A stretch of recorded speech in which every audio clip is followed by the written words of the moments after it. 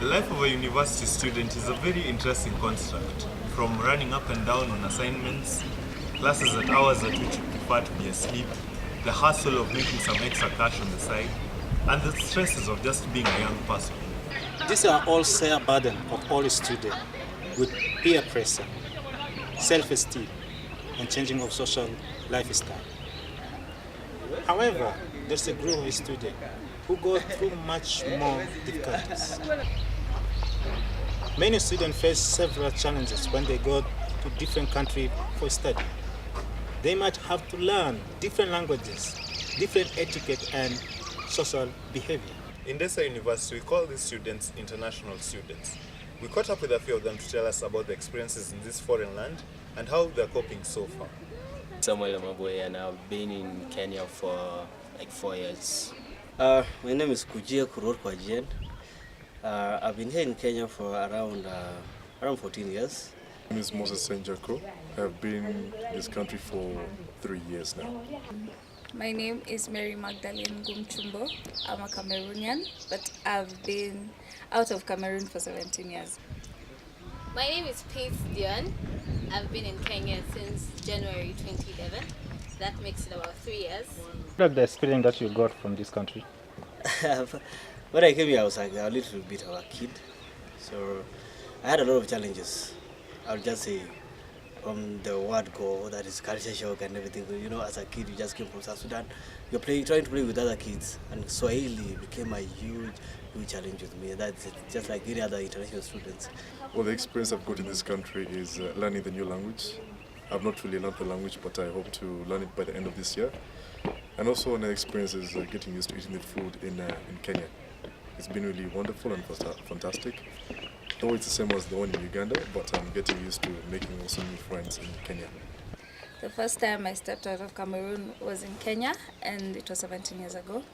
But within these 17 years, I studied in Nigeria, in Uganda, and I've stayed in other countries like Tanzania. The experience I've had, first I'll start with Kenya. It is not a welcoming country.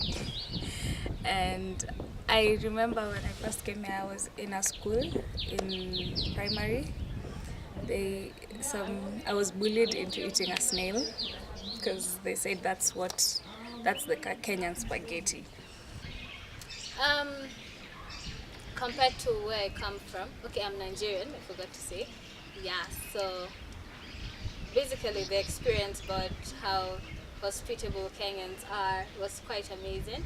When I first came, most of the times people speak in Kiswahili, and it was not easy at all to communicate with them because if they're not speaking in Swahili, they're speaking in Sheng.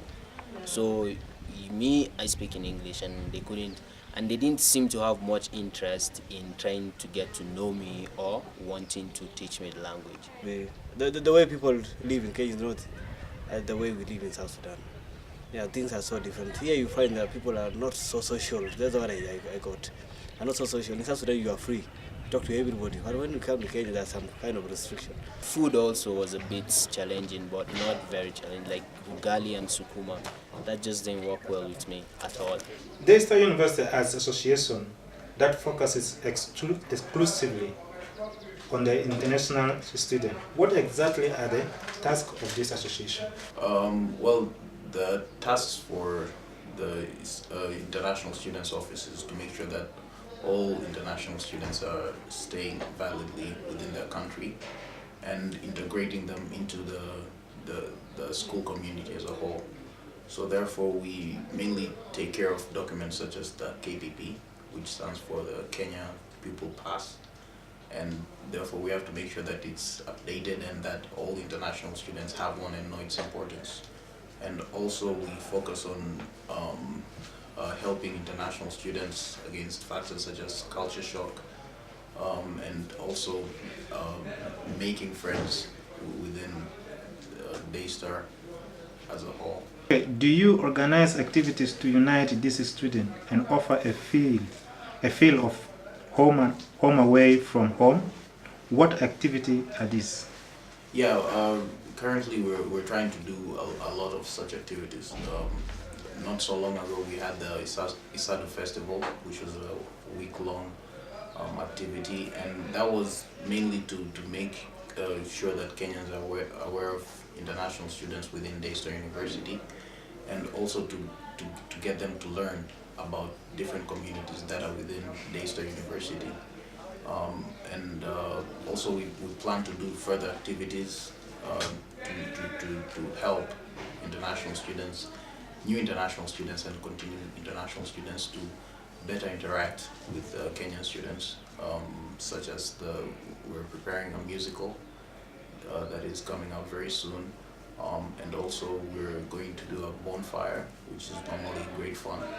And also we try from time to time to celebrate the Independence Day of communities which are within Isado.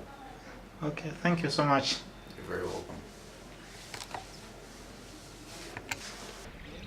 A lot of people feel that it's only international students who feel alienated when they're in a foreign country. But we caught up with a few Kenyans who had studied and lived in a different country and shared with us their experiences. My name is Modoni Motwanga, and I am from Kenya, but I live in Tanzania. Okay, what have been your experiences living in a different country? They were tough in the beginning, but currently I've gotten used to the culture. Yeah, so they're actually enjoy living there. Okay. Are there now challenges for you when you come back into Kenya for studies? Yes. Such as? The Kiswahili in Tanzania is different from the Swahili here. So there are times when we do have a bit of conflict in understanding each other. My dressing changes. I have to wear skirts, more skirts and less shorts. And my language, I have to start, I need to pick up the Kiswahili again because I speak more English in Kenya. And yeah, even ways of doing things, I start going to a different church than I go to. So worship even is different, yeah. My name is Alan Joroge. I'm a fourth year student at Daystar University. And which country had you visited? I visited the United States of America back in 2008, and I was there for about 3 years. Well, people are more maybe open about their dating lives. So, you know, I would go hang out with my girlfriend and her family some days, and that wasn't that big of a deal, you know. It was just us hanging out.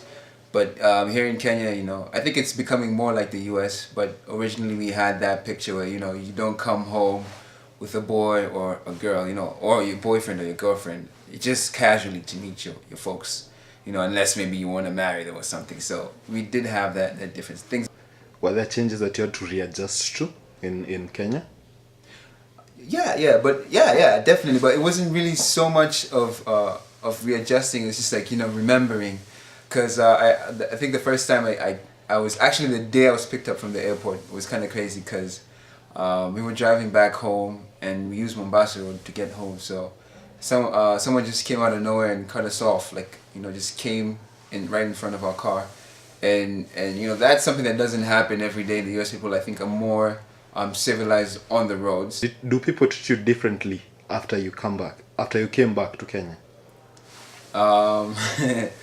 Well, I really don't know how to answer that question because, you know, I mean, I'd say there is some kind of interest.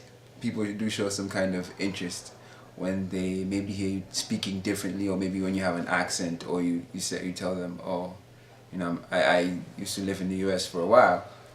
There is maybe a unique kind of interest. You know, someone will hear you talking and like, oh, are you Kenyan?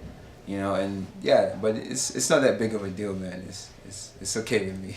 Well, being a student comes with its ups and downs.